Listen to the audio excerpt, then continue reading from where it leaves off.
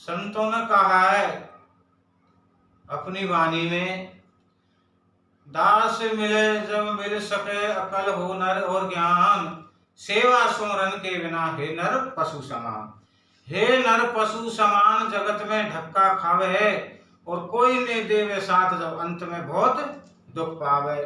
हे मनुष्य, तेरे पास अकल और बुद्धि और हुनर है तो तू दास बन सकता है, और दास के चरणों में जाकर के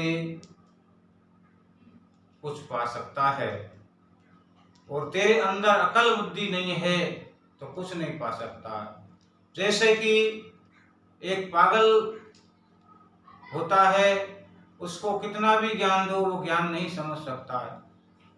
वो गुरु की महिमा को जान नहीं सकता कि गुरु किसे कहते हैं, ना कोई ज्ञान को समझ सकता है।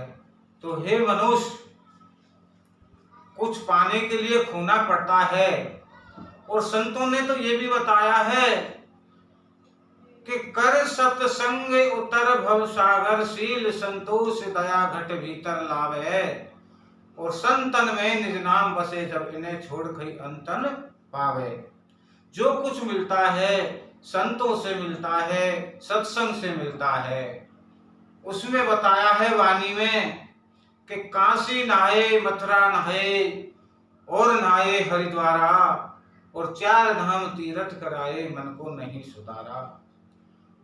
काशी और मथुरा और हरिद्वार ये 3 तीर्थ आए हैं इसमें। चौथा तीर्थ कौन सा है? चौथा तीर्थ है सत्संग। कि काशी नहाए मथुरा नहाए और नहाए हरिद्वारा, 4 धाम तीर्थ कराए मन को नहीं सुधारा।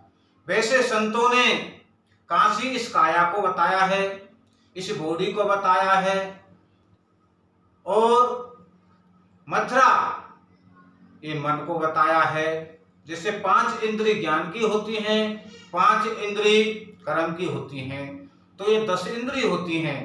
तो इन 10 इंद्रियों के बीच में एक मन राजा बैठा है। तो इसलिए संतों ने बताया है कि